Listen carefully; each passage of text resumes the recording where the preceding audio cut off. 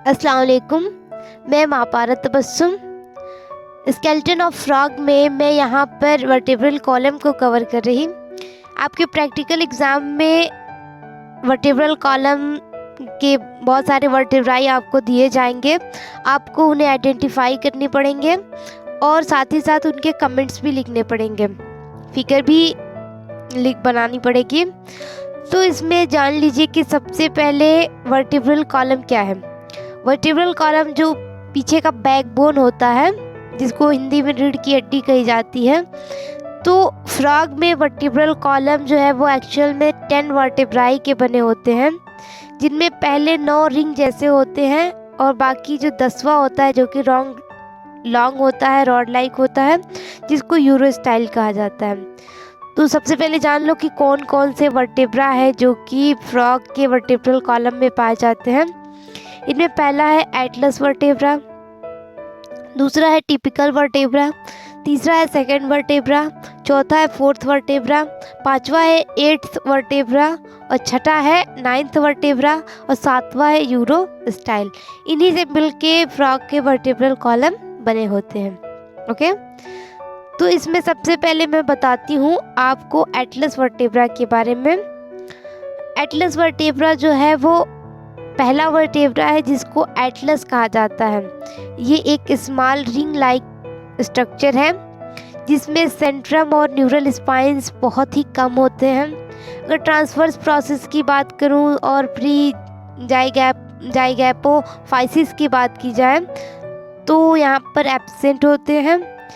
और सेंट्रम के anterior faces concave facet की एक जोड़ी उनमें पाई जाती है और पोस्टीरियर मार्जिन जो है वो न्यूरल आर्क के उसमें एक जोड़ी का पोस्ट जाइगैपोफाइसिस होता है। ओके, सेकेंड है हमारा टिपिकल वर्टेब्रा। फिगर में आपको दिखाई दे रहा होगा।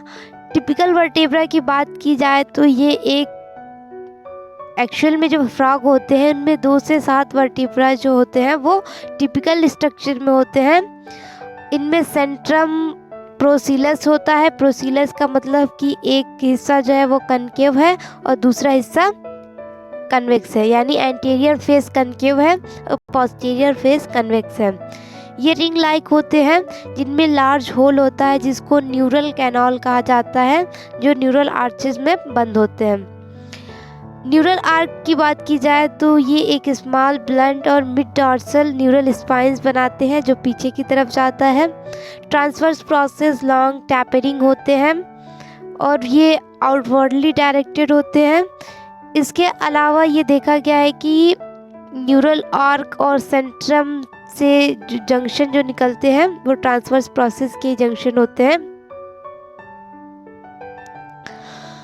एक जोड़ी का small upwardly and inwardly directed articular facet होता है जिसको प्रीजाइगैपोफाइसिस कही जाती है और एक जोड़ी का small downward and outward directed post zygapophysis भी पाया जाता है जो न्यूरल आर्क के पोस्टीरियर मार्जिन पर देखा गया है।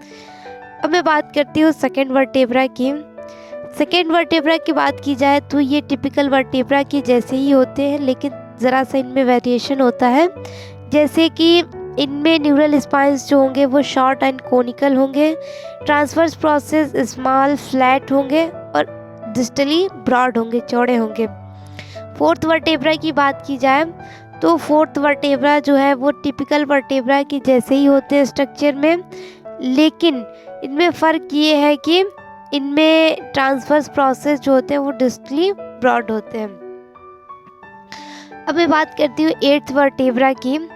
एट्थ वर्टेब्रा में जो सेंट्रम है वो एम्फीसिलस है। एम्फीसिलस का मतलब होता है कि दोनों साइड पर बाई कनकेव का होना। तो इनमें बाई कनकेविटी जो होती है, इसमें एंटीरियर कनकेविटी वो पोस्टीरियर कन्वेक्सिटी को रिसीव करती है। जो सेवन्थ वर्टेब्रा होगा, सेवन्थ वर्टेब्रा की पोस्टीरियर कन्वेक्सिटी को रिसीव करेगी और पोस्टीरियर कनकेविटी जो है वो नाइन्थ वर्टेब्रा की एंटीरियर कन्वेक्सिटी को रिसीव करती है। Transverse process long cylinder and outwardly directed होते हैं। प्री जाइगोपोफाइसिस पोस्ट जाइगोपोफाइसिस पाए जाते हैं।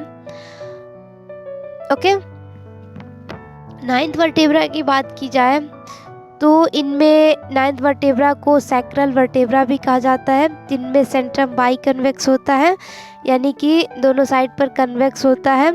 और इनकी एंटीरियर कन्वेक्सिटी जो होती है वो 8th वर्टेब्रा की पोस्टीरियर कनकेविटी को रिसीव करती है, और कन्वेक्सिटीज़ जो है वो यूरोस्टाइल की एंटीरियर कनकेविटीज़ में फिट हो जाती हैं। न्यूरल स्पाइंस इनकॉन्स्पिकस होते हैं, यानी बहुत ज़्यादा रिड्यूस्ड होते हैं। प्रीजाइगोपोफाइसिस इनमें वेल डेवलप्ड होते हैं, जो कि इनके न्यूरल आर्क के एंटीरियर इन से लगे होते हैं। इसमें पोस्ट जाइगोपोफाइसिस जो है वो कम्प्लीटली एब्सेंट होते हैं। अब मैं बात करती हूँ यूरोस्टाइल की। यूरोस्टाइल जो कि 10th वर्टेब्रा है, जो फ्रॉग के कॉर्डल रीजन में होता है। ये लॉन्ग एंड ट्रायंगुलर होता है, जिनमें पॉइंटेड एपेक्स होते हैं जो पीछे की तरफ जाते हैं। सेंट्रम की बात की जाए तो लॉन्ग रॉड लाइक होते हैं, जिसमें ब्रॉड एंटीरियर इंड होते हैं, जिनमें 2 कनकेविटीज़ पाई जाती है, जो एक्चुअल में 10th वर्टेब्रा की कन्वेक्सिटीज़ को रिसीव करती हैं। इसके अलावा इनमें ट्रांसवर्स प्रोसेस जैसे कि pre and post zygapophysis completely absent होते हैं।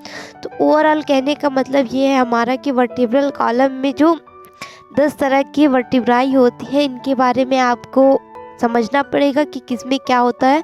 आप जब फिगर देखोगे तो आपको खुद ब खुद ऑटोमेटिकली समझ में आ जाएगा, आपको इसमें कोई दिक्कत नहीं होगी, क्योंकि बहुत ही आसान सी चीज़ है।